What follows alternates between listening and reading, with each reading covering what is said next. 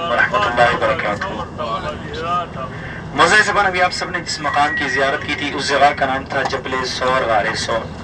عربی زبان میں جبل پہاڑ کو کہتے ہیں اور سور بیل کو کہتے ہیں۔ مثلاً ہماری جو بھی پہاڑ والی زیارت آئے گی پہلے اس جگہ کا نام آئے گا پھر پہاڑ کا نام آئے گا، جیسے جبل سور ہے، جبل رحمت ہے، جبل نور ہے، اس طرح کے۔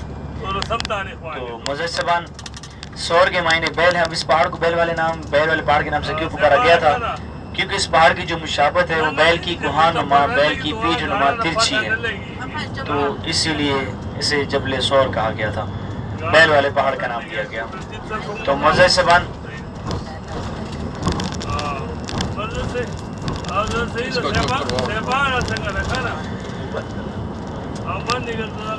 کوئی مسئلہ نہیں، چاچا ہے، لگے رہے، بزرگ ہیں۔ تو معزز زبان، اس غار کو اسی لیے غار سور کہا جاتا ہے کیونکہ اس کی جو مشابت ہے وہ بیل کی کوہان نما، بیل کی پیچھ نما ترچھی ہے۔ اب جیسے کہ آپ سب کو علم ہے کہ آپ صلی اللہ علیہ وسلم اور سیدنا ابوبکر صدیق کفار مکہ سے بچتے بچاتے اس پہاڑ تک پہنچ آئے تھے، لیکن مشرکین بھی آپ کو ڈھونڈتے ڈھونڈتے یہاں تک پہنچے۔ اب وہ کیسے پہنچے؟ اس زمانے میں کھوجی ہوا کرتے تھے۔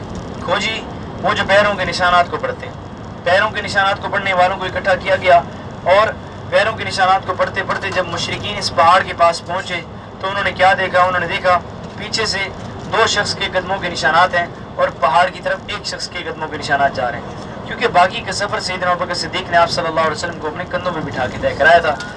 تو مجھے سوال، جب مشرکین مکہ نے دیکھا کہ پہاڑ کی طرف باقی ایک شخص کے قدموں کے نشانات بڑھ رہے ہیں تو وہ سمجھنے لگے انہیں کسی نے غلط خبر دی، وہ واپس لوٹنے لگے، لیکن شیطان انسانی شکل میں نمودار ہوا، مشرکین مکہ میں داخل ہو کر انہیں کھینچ کر غار کی طرف لے گیا۔ سیدنا ابوبکر صدیق غار میں بیٹھے ہوتے ہیں، انہیں کچھ چہل قدمی کی آواز سنائی دیتی ہے، انہیں کچھ آہٹ سنائی دیتی ہے۔ وہ غار سے باہر آتے ہیں تو غار سے باہر آ کے کیا دیکھتے ہیں چاروں طرف سے مشرکین جو ہیں وہ تلواریں لیے غار کی سمت بڑھ رہے ہیں۔ جب سیدنا ابوبکر صدیق کے منظر دیکھتے ہیں تو وہ پریشان ہو جاتے ہیں، پریشانی کے عالم میں غار میں داخل ہوتے ہیں۔ آپ صلی اللہ علیہ وسلم دیکھتے ہیں کہ ابوبکر صدیق پریشان ہے۔ آپ فرماتے ہیں کہ ابوبکر میرے بھائی کیا وجہ ہے، کیوں پریشان ہیں آپ؟ تو سیدنا ابوبکر صدیق عرض کرتے ہیں یا رسول اللہ، اے اللہ کے پیارے محبوب، اب ہمارا بچنا مشکل ہی نہیں ناممکن ہے، کیونکہ اب جو مشرکین ہیں وہ ہمیں ڈھونڈتے ڈھونڈتے اس غار تک بھی آن پہنچے۔ تو آپ صلی اللہ علیہ وسلم نے کیا فرمایا تھا؟ توجہ فرمائے گا، آپ صلی اللہ علیہ وسلم فرمانے لگے ابوبکر لا تحزن ان اللہ معنا، ابوبکر آپ غم نہ کریں، اللہ کی ذات ہمارے ساتھ ہے، لانے والا بھی وہی اور بچانے والا بھی وہی ہے۔ تو مزہ سبان، اسی وقت مکڑی کو حکم ہوا کہ مکڑی نے جالے بن دیے غار میں داخل اور خارج ہونے کے راستے پر، اور کبوتری کو حکم ہوا کہ کبوتری نے گھونسلے بنا کر انڈے دے دیے غار میں داخل اور خارج ہونے کے راستے پر۔ اب جب مشرکین ڈھونڈتے ڈھونڈتے غار کے منہ پر پہنچے، داخل اور خارج ہونے کے راستے پر کیا دیکھتے ہیں؟ مکڑیوں کے جالے بنے ہوئے، کبوتریوں کے انڈے اور گندگی موجود ہے۔ اگرچہ کوئی انسان یا کوئی شخص اس غار میں داخل ہوتا تو وہ جالے ٹوٹے ہوئے پائے جانے تھے، نہ کہ سلامت۔ مشرکین مکہ نے جب وہ جالے بالکل سلامت دیکھے، ان کی سر اور آنکھوں میں ایسی خاک پڑی کہ وہ وہاں سے بھی خالی ہاتھ لوٹ کر آئے۔ اب گرمی کی شدت کا اندازہ تو آپ سب نے لگا ہی لیا ہوگا، یہاں پر کتنی گرمی پڑ رہی تھی۔ اب سوچیں 3 دن اور 3 راتیں جو آپ صلی اللہ علیہ وسلم نے اس غار میں قیام فرمایا، وہ کیسے قیام فرمایا ہوگا؟ اب کچھ کھانا پینا بھی تھا، پانی وغیرہ بھی پینا تھا۔ اب یہ کھانے پینے کا کام کس کو دیا گیا؟ کھانے پینے کا کام کس کو سونپا گیا؟ ایک 10 سے 12 سالہ لڑکی حضرت اسما کو۔ حضرت اسما کون ہے؟ حضرت اسما سیدنا ابوبکر صدیق کی بڑی بیٹی۔ جب سیدنا ابوبکر صدیق اپنے گھر سے ہجرت کے لیے روانہ ہونے لگے تھے تو اپنی بڑی بیٹی حضرت اسما کے ذمہ ایک کام سونپ کر آئے تھے کہ بیٹا اسما، آپ نے کھانا پہنچانا ہے میرا اور پیارے نبی حضرت محمد صلی اللہ علیہ وسلم کا۔ تو مزہ سبان، ایک 10 سے 12 سالہ لڑکی حضرت اسما روزانہ 3 سے 4 میل کا سفر ایک طرف کھانا لانے میں طے کرتی ہیں اور دوسری طرف واپسی جانے میں طے کرتی ہیں۔ 3 دن تک مسلسل یہ سفر طے کرتی رہتی ہیں، آتی ہیں جاتی ہیں، آتی ہیں جاتی ہیں، پیر زخمی ہو جاتے ہیں، پیروں میں پڑ جاتے ہیں چھالے۔ تو آپ کی ایک سہیلی آپ سے مخاطب ہو کر کہتی ہے کہ اسما، اگر آپ ایک دن کھانا نہ بھی لے کر جاتی تو کون سی بڑی بات تھی؟ تو حضرت اسما کیا فرماتی ہے؟ تو جو فرمائیں گے، حضرت اسما فرماتی ہے کہ کھانا لے کر جانا تو بس ایک بہانہ ہوا کرتا تھا۔ جب میں کھانا لے کر اس غار میں جاتی اور نبی کریم حضرت محمد صلی اللہ علیہ وسلم کی زیارت کرتی، مجھے اپنے سارے دکھ سارے درد بھول جاتے تھے، مجھے اپنے سارے غم بھول جاتے تھے۔ جیسے ان کی زیارت کرتی میری آنکھیں بھی ٹھنڈی پڑ جاتی اور میرے زخم بھی ٹھنڈے پڑ جاتے تھے۔ اللہ اکبر۔ تو مجھد صاحبان، یہ تھا جبل سور، غار سور کی معلومات اور اس سے متعلق واقعہ۔ اس سے متعلق ایک اور واقعہ بھی ہے کہ ایک دفعہ حضرت عمر فاروق رضی اللہ تعالیٰ عنہ اور سیدنا ابوبکر صدیق رضی اللہ تعالیٰ عنہ آپس میں بیٹھے گفتگو فرما رہے ہوتے ہیں، بات چیت کر رہے ہوتے ہیں۔ تو حضرت عمر فاروق سیدنا ابوبکر صدیق سے مخاطب ہو کر کہتے ہیں کہ ابوبکر میرے بھائی، کیوں نہ ہم ایک سودا کر لیں، کیوں نہ ہم ایک سودا کر لیں۔ تو تو سیدنا ابوبکر صدیق حضرت عمر فاروق سے مخاطب ہو کر کہتے ہیں کہ عمر، رسول اللہ صلی اللہ علیہ وسلم نے ہمیں بھائی مقرر کیا ہے، تو بھائیوں کے درمیان سودے بازی کیسی؟ اے میرے پیارے بھائی، مجھ سے جو مانگنا چاہتے ہیں آپ مانگ لیں۔ تو حضرت عمر فاروق کیا فرماتے ہیں؟ تو جو فرمائے حضرت عمر فاروق فرماتے ہیں کہ ابوبکر میرے بھائی، آپ میری زندگی کی ساری عبادات رکھ لیں، ساری نیکیاں رکھ لیں، سارا ثواب رکھ لیں، ساری زندگی کی عبادات، ساری نیکیاں، سارا ثواب، لیکن صرف 3 دن اور 3 راتیں جو اس غار میں قیام فرمایا، اس میں سے 1 دن اور 1 رات کا ثواب میرے حصے میں لکھوا دیں۔ اللہ اکبر۔ پوری زندگی کی عبادات کہاں پر، اور 1 دن کا اٹھنا بیٹھنا کھانا پینا اور لیٹنا کہاں پر؟ جیسے سیدنا ابوبکر صدیق کے الفاظ سنتے ہیں آنکھوں میں آنسو آ جاتے ہیں۔ حضرت عمر فاروق دیکھتے ہیں ابوبکر صدیق رو رہے ہیں، فرماتے ہیں ابوبکر کیا ہوا، کیوں رو رہے ہو؟ تو سیدنا ابوبکر صدیق عرض کرتے ہیں کہ اے عمر، آپ نے مجھ سے کیا مانگ لیا؟ اس سے اچھا ابوبکر صدیق کی جان مانگ لیتے، ابوبکر صدیق خوشی خوشی اپنی جان دے دیتے، لیکن آپ نے تو ابوبکر صدیق سے اس کی صداقت مانگ لی۔ اللہ اکبر۔ اس غار میں آپ صلی اللہ علیہ وسلم نے فرمایا تھا کہ یا اللہ میں ابوبکر سے راضی ہوں، تو بھی اس سے راضی ہو جا، اور اللہ پاک ایسے راضی ہوئے کہ غار یار بھی ایک کر دیا اور مزار یار بھی ایک ہی کر دیا۔ تو مزہ سمان یہ تھی جبل ثور، غار ثور کی معلومات، یہ تھا واقعہ اس سے متعلق۔ اب یہ ہم آگے بڑھ رہے ہیں، آگے کی جو ہماری زیارت ہے وہ ہے میدان عرفات۔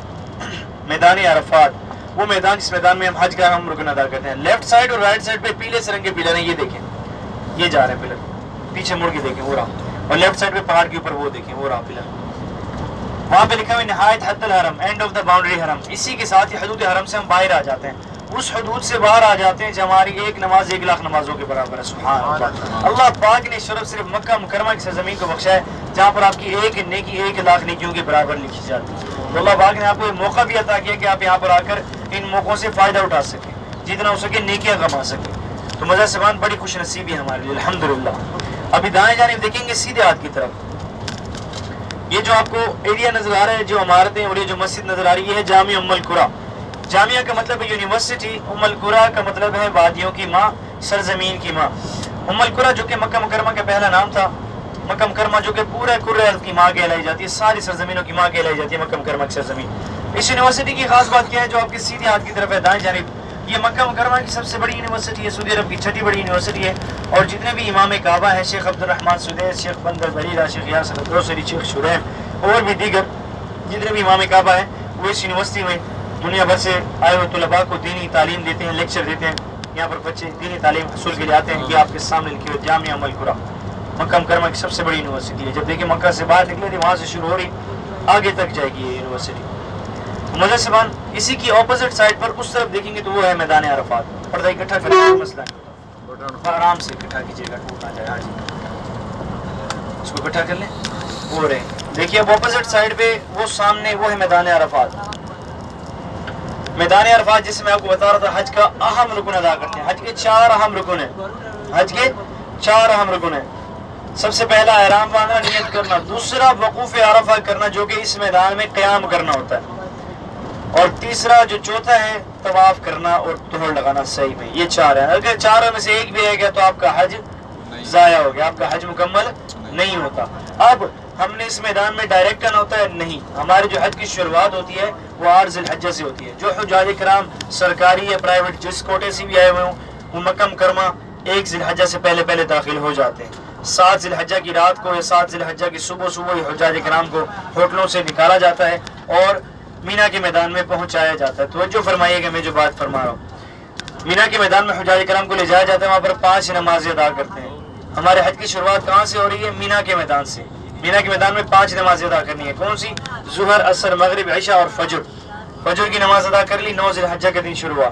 اب کچھ حجاج کرام ٹرین پر سفر طے کرتے ہیں، کچھ اسی طرح بسوں میں سفر طے کرتے ہیں، اور کچھ حج صاحبان معزز صاحبان پیدل سفر طے کرتے ہیں۔ غالباً زیادہ تر حج صاحبان پیدل سفر طے کرتے ہیں۔ ہر کوئی اپنی سواری کے مطابق سفر طے کر کے اس میدان میں پہنچتا ہے۔ فجر کے بعد سے لے کر مغرب تک کا وقت ہے، ہم نے یہاں پہ قیام کرنا ہوتا ہے۔ فجر کے بعد سے لے کے مغرب تک ان میں سے کسی بھی اوقات آپ اس مقام پہ آ گئے تو آپ کا حج مکمل ہو جاتا ہے، اگر یہاں نہ پہنچے تو آپ کا حج مکمل نہیں ہوتا۔ اللہ مسجد احسن درست۔ سیدھے ہاتھ کی طرف دیکھیں دائیں جانب، توجہ فرمائیں، رائٹ سائڈ پہ پیلے سے رنگ کا بورڈ ہے، نظر آ رہا ہے؟ کیا لکھا ہوا ہے؟ بدایت عرفات، عرفات اسٹارٹ ہیئر۔ یہ ایک بورڈ نہیں ہے، اس طرح سے سائن بورڈ جو ہیں اس طرح سے مشابہت رکھتے ہوئے ہزاروں کی تعداد میں بورڈ لگے ہوئے آگے، ہر جگہ پہ آپ کو یہ بورڈ نظر آئے گا، ہر جگہ پہ، ہر ایریے پہ، ہر 10 میٹر یا 15 کلومیٹر 20 میٹر پہ آپ کو نا ایسے ہی ایک بورڈ نظر آئے گا۔ رائٹ سائڈ پہ دیکھیں سیدھے ہاتھ کی جانب، توجہ فرمائیں، رائٹ سائڈ پہ دیکھیں، یہ دیکھیں یہ ہے میدان عرفات، یہ جو خالی میدان پڑا ہوا ہے اس وقت ہم میدان سے باہر ہے، تھوڑی دیر میں اس میدان میں داخل ہو جائیں گے، یہ میدان عرفات ہے، اس وقت ہم میدان سے باہر کھڑے ہوئے ہیں۔ اب جیسے میں آپ کو بتا رہا تھا اس کو عرفہ کہا جاتا ہے، عرفہ کے مطلب ہے جان پہچان کرنا، کیونکہ اس میدان میں حضرت آدم علیہ السلام اور اماں حوا کی جان پہچان ہوئی تھی۔ جنت سے اتارے جانے کے بعد حضرت آدم علیہ السلام سری لنکا کی سرزمین پہ اتارے گئے اور اماں حوا جو تھی وہ جدہ کے علاقے میں اتاری گئی تھی۔ اب بہت سی روایات ہیں، کسی میں 40 سال، کسی میں 150 سال، تو کسی میں 300 سال کا ذکر ہے کہ حضرت آدم علیہ السلام اور اماں حوا ایک دوسرے سے جدا رہے اور اپنے رب سے دعا کرتے رہے۔ کیا دعا کرتے رہے؟ ربنا ظلمنا انفسنا وان لم تغفر لنا وترحمنا، یا اللہ دعا بھی بلوا دیں لوگوں نے، ایسا بیٹھ جاؤ، ربنا ظلمنا انفسنا وان لم تغفر لنا وترحمنا لنکونن من الخاسرین۔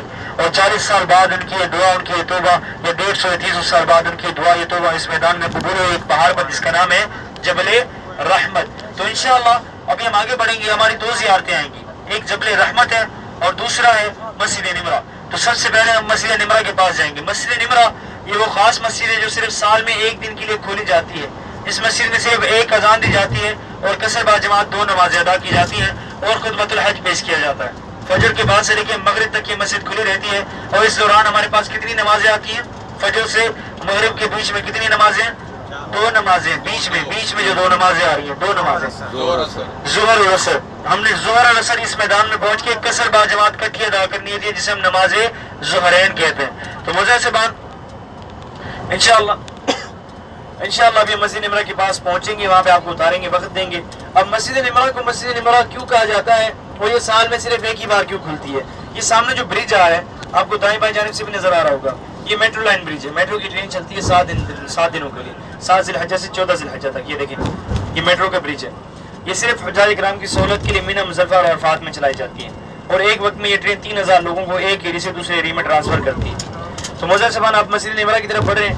مسجد نمرہ کو مسجد نمرہ کیوں کہا جاتا ہے، اور اس میں 1 ہی اذان کیوں دی جاتی ہے اور کثر با جماعت 2 ہی نمازیں ادا کیوں کی جاتی ہیں؟ توجہ فرمائیے گا موزہ صاحبان، جب آپ صلی اللہ علیہ وسلم اس میدان میں داخل ہوئے تھے تو اس وقت ظہر کی نماز کا وقت ہو جا رہا تھا۔ کون سی نماز کا وقت تھا؟ ظہر کی نماز کا وقت تھا۔ آپ صلی اللہ علیہ وسلم نے اپنے صحابہ کے ہمراہ نمرہ نامی پہاڑی کے پاس پڑاؤ ڈالا، 1 اذان کے ساتھ کثر با جماعت 2 نمازیں ادا کی اور خطبۃ الحج پیش کیا۔ کہاں پر؟ نمرہ نامی پہاڑی کے دامن میں۔ پھر اس پہاڑی کو کاٹا گیا، مسجد بنائی گئی، اور ہر سال ہم اس عمل کو دہراتے ہیں، 1 اذان کے ساتھ کثر با جماعت 2 نمازیں ادا کرتے ہیں اور خطبۃ الحج پیش کرتے ہیں۔ کہاں پر؟ مسجد نمرہ میں۔ پھر اس کے بعد اس مسجد کو پورے سال کے لیے بند کر دیا جاتا ہے۔ اب آپ دائیں جانب دیکھیں گے، بلکہ لیفٹ سائڈ پہ، معذرت بائیں جانب، یہ جو آپ کو نظر آ رہے ہیں درخت، اس میں سے کچھ نیم کے درخت بھی ہوں گے۔ یہ 1985 میں جنرل صاحب نے پاکستان سے ہدیہ بھیجا تھا، 1985 جنرل ضیاء صاحب نے، یہ 1 لاکھ نیم کا پودا جو اس پورے میدان میں لگایا گیا۔ اب لیفٹ سائڈ پر دیکھیں گے مسجد نمرہ کے مناظر، الٹے ہاتھ کی جانب توجہ فرمائیں گے۔ جیسے یہ درخت ختم ہوں گے آپ کو 6 مینار اور 3 گنبد والی مسجد بالکل واضح نظر آئے گی۔ نظر آ رہی مسجد؟ نظر آ رہی ہے؟ ماشاء اللہ پڑھیے سب حضرات۔ تو مسجد سے اس کے 6 مینار اور 3 گنبد جو ہیں وہ اس کا حصہ ہیں۔ اب آگے کی طرف 2 مینار اور 3 گنبد والا حصہ نظر آ رہا ہوگا، امید کرتا ہوں آپ سب کو۔ یہ حدود سے باہر کی طرف ہے، اس میں ہم قیام نہیں کرتے، اس میں رکتے نہیں، اس میں ٹھہرتے نہیں ہیں۔ پیچھے کی طرف جو 4 میناروں والا حصہ ہے وہاں پر ہم قیام کرتے ہیں، رکتے ہیں، ٹھہرتے ہیں۔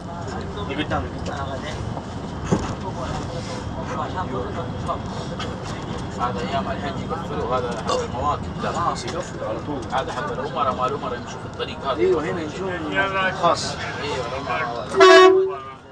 تو معزز صاحبان اس وقت ہم وہ دیکھیں بورڈ پہ کیا لکھا ہوا، پیلے بورڈ پہ عرفات اینڈ زیر، نہایت عرفات، مطلب وہاں سے عرفات کی حدود ختم ہو جاتی ہے۔ اب اس وقت ہم میدان عرفات میں داخل ہو چکے ہیں، یہاں سے میدان عرفات شروع ہوتا ہے، آگے تک میدان عرفات ہی ہے۔ جبل رحمت بھی میدان عرفات کی حدود میں آتا ہے۔ تو معزز صاحبان میدان عرفات جو ہے یہ کوئی عام میدان نہیں ہے، یہ بڑی عظمت والا میدان ہے، کیونکہ اسی میدان میں حضرت آدم علیہ السلام اور اماں حوا کی دعا، ان کی توبہ قبول ہوئی، ان کی ملاقات ہوئی۔ اسی میدان میں آپ صلی اللہ علیہ وسلم نے اپنی امت کے لیے سب سے بڑی دعا فرمائی تھی، 8 سے 6 گھنٹے۔ اور اسی میدان میں سب سے بڑی بات جو ہے، اسی میدان میں بروز قیامت محشر کا میدان بھی اسی میدان میں لگایا جائے گا۔ تو معزز صاحبان اس وقت آپ اس میدان میں آئے ہیں، جس میدان کو آپ جاگتی آنکھوں سے دیکھ رہے ہیں، اس میدان کو ہم نے کیا پتا کب لے گیا تھا، لیکن اللہ کا لاکھ شکر لاکھ احسان ہے اس کا، جس نے ہمیں اس میدان کی زیارت نصیب فرمائی، الحمدللہ پڑھیے۔ تو معزز صاحبان اس وقت مسجد نمرہ کے پاس آپ سب نے اترنا ہے، جس سے میں نے آپ کو بتایا 5 منٹ کا وقت ہے، کیونکہ میں نے آپ کو آگے بھی وقت دینا ہے، پھر رش ہو جائے گا۔ 5 منٹ کا وقت ہے، نیچے جائیں جن کا وضو ہے وہ نفل ادا کرنا چاہیں تو کر لے، جن کا وضو نہیں ہے تو یہاں پر نفل فرض نہیں ہے.